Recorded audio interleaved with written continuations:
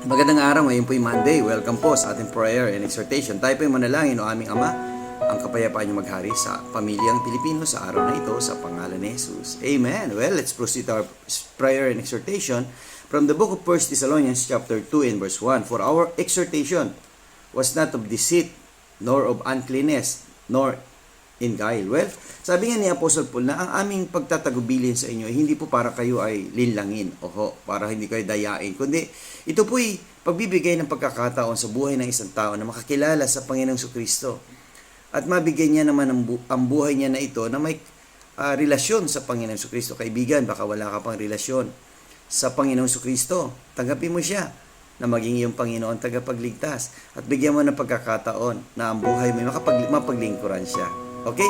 See you again tomorrow sa ating Strong Family Prayer and Exhortation.